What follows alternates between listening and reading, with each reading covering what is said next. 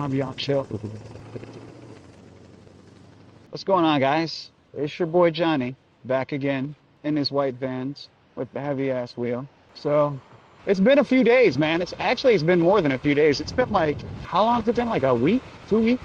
I've never had more animosity than they've had these days with regard to the aggression that I see on the road. It's astronomical when you see it. Lots of aggressive riding. Like, for instance, this lady right here has been like really weird. I don't get it, but the aggressive, like, speeding and reckless driving at the cost of what? I don't get it. That's been another thing. So I've just been trying to like recalibrate my mind about the things going on like around me globally. Like, it's not enough to really keep your head on a swivel anymore, because it seems like, it's not just looking for like the weird habits or the weird things that people may be doing in traffic. You're like looking out for their animosities, their vitriol, their expressions of like I don't know what people are going through, guys. It's really sad when I think about it, because I know that we're all going through something. And so when people act a certain kind of way, it's not because they're like mad at you or they're mad at me. That's not necessarily what's happening. It's just people are going through so much, like during election season, everybody feels like their whole reality is being challenged in so many ways. You see so many people that are just trying to fight to try to be heard, and I don't even think they know what they want to say. Oftentimes, I just think they just want to be heard. They're just stomping and kicking and screaming in this grown-up way that says, "Oh, please, please see me, please acknowledge me," And it's like, honestly, I harbor no ill will towards that, because I get it. Gosh, guys, I get it. We're a bunch of humans that just want to be loved, man. We want to be seen. We want to be acknowledged. We want to be valid. We don't oftentimes mean, the negative behaviors that we exude in a mean or cruel way. I don't know if that makes sense. So that's been one thing I've been thinking about, and just kind of humanity and the way that everybody has been kind of behaving. I've almost been hit more than a few times, and not like, at this point, the more critical moments have been not by accident. So there's that. All right, all right, all right. On to the next, on to the next, on to the next. Well, still not really on the up and up, and it's had me stop and pause, is that knowing people in both the distribution space and knowing people that are also in the riding space, you end up inevitably hearing things, whispers, little whispers here and there. You just hear things. And guys, the whispers that I'm hearing these days are not about as much it's not as much about the improvement or betterment of products as it is about optics. I guess that's the easiest way to say it. It's more about optics. It's about how many people are seen riding your thing. Your insert EUC company, thing being an EUC. So I don't know if that makes sense. And maybe I'm just stupid. Maybe it was just my rose-colored glasses that had me confused about, the reality of this situation, and thinking that somehow that people were really wanting to make good wheels, that people really were out here with like passion in their heart to ride. And gradually I've seen riders be recruited by teams, reviewers be recruited by teams. Myself, I try to play the middle. I end up riding wheels for in motion, testing them. I end up riding wheels for Begode, simply to demo them. I've really tried to keep it down the middle, but more and more you're seeing a battle of optics.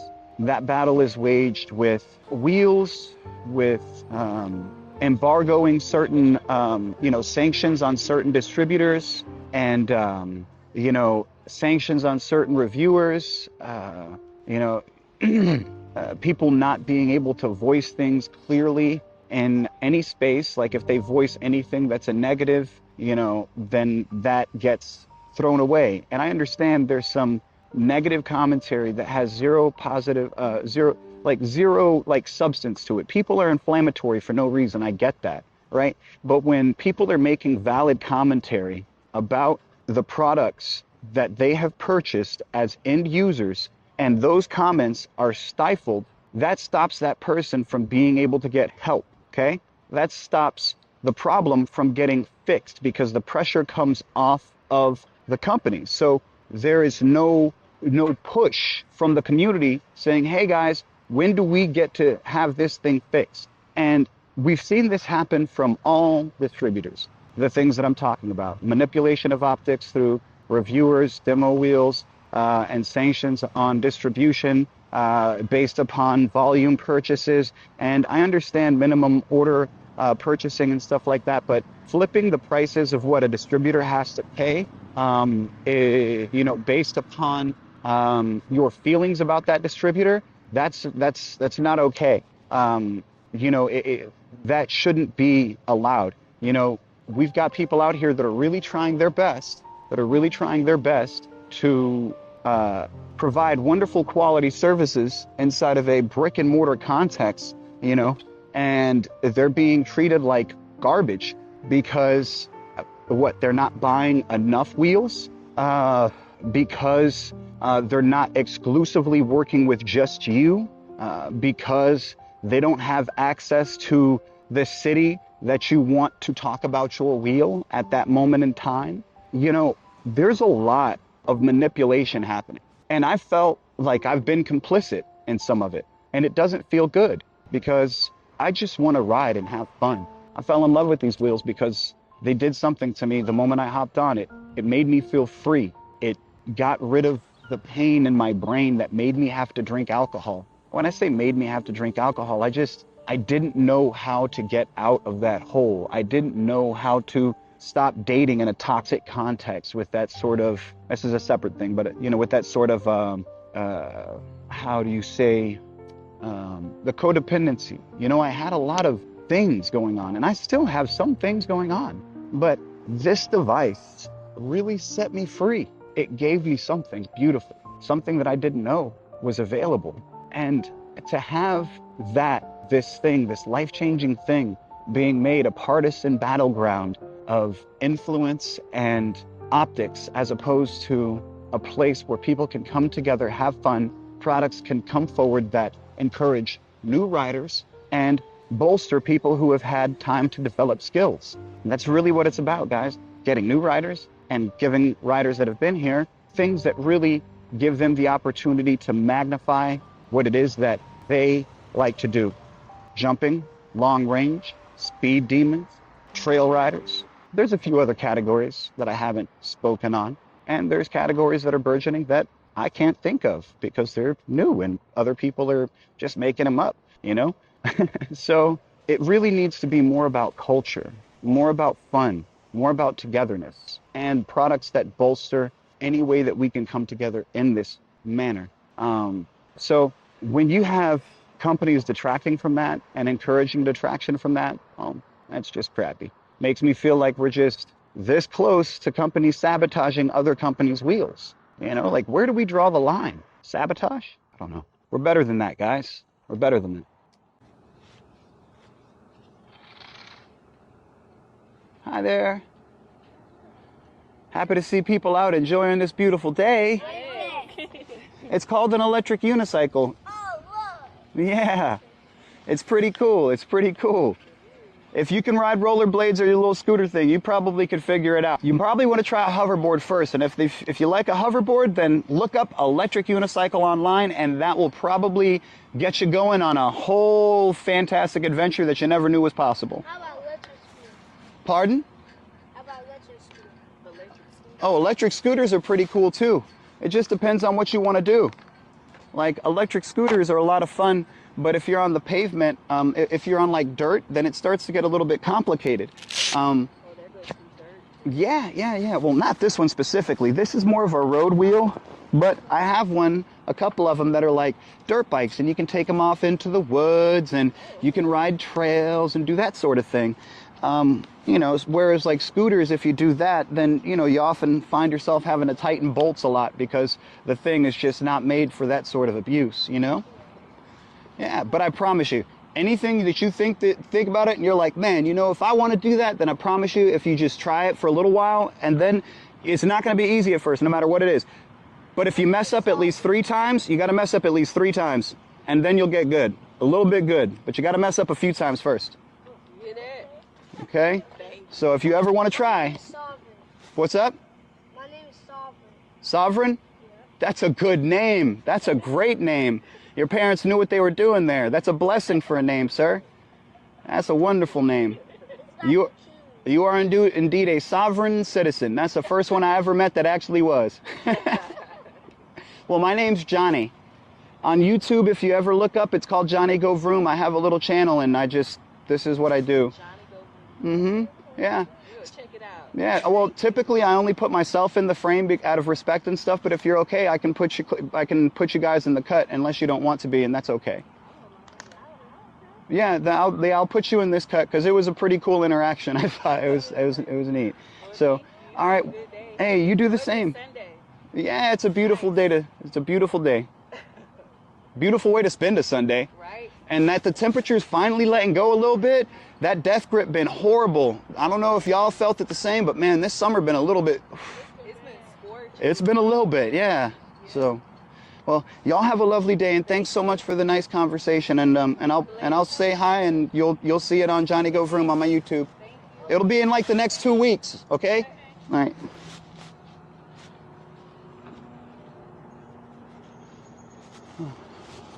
Man, people are awesome. It's ironic, right, that like I go out on this ride and feeling some kind of way, and then it's so funny. Hope is in the air, guys. Hope is in the air. It really is. And it's about the future. It's about the youth. It really is. I do feel like I've been complicit, though. When I ride the new wheels so quick back to back, and when you get the new demo wheels back to back to back, I understand the notion of planned obsolescence, but, companies are iteratively, that's why you need to be able to balance, guys. But companies are just like making their wheels obsolete, quick. They're not giving the wheels chance to breathe. They're not giving them time to shine. They're not giving them time in the spotlight, And I think that this is bad because when wheels are ordered, the wheels are not, they're not normally delivered within a couple of days, right? So you order a new wheel, that thing is, oftentimes delayed a little bit and then delayed a little bit more, and you might not get that wheel. I've experienced personally for 2 to 3 months. By the time you get your new wheel, you have seen several other wheels that are brand new. And as a person trying to stay on the bleeding edge of things, whether for good or for bad, if you're a person trying to stay on the bleeding edge of things, then what ends up happening is you're not able to enjoy that time in the spotlight, that time where your wheel was indeed brand new for the world to see, like your new shoes at school. Let's just use the new shoes example. You guys know what I'm talking about. So, I feel like there needs to be caps on the amount of these wheels that are made every single year.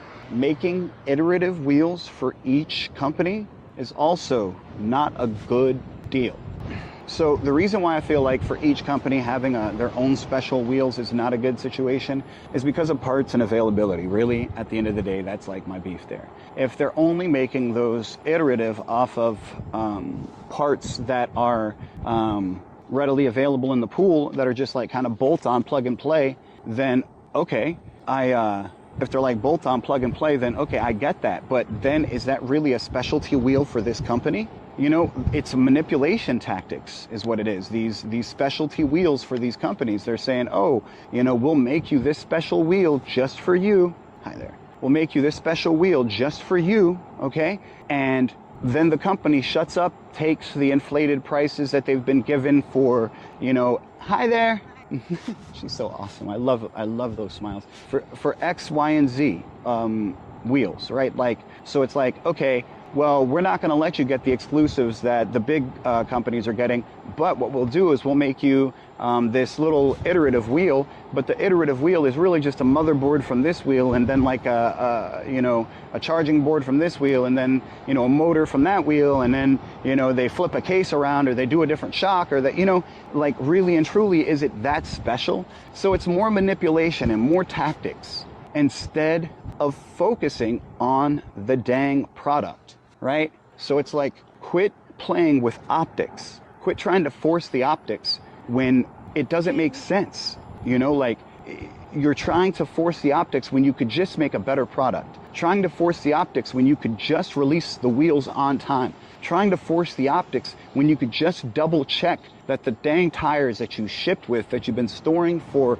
years and years and years, haven't been dry rotted and could contribute potentially to my best friend falling off of his wheel due to high speed wobbles. And when I saw the wheel, the tire was dry rotted. That's the sort of stuff that happens, you know?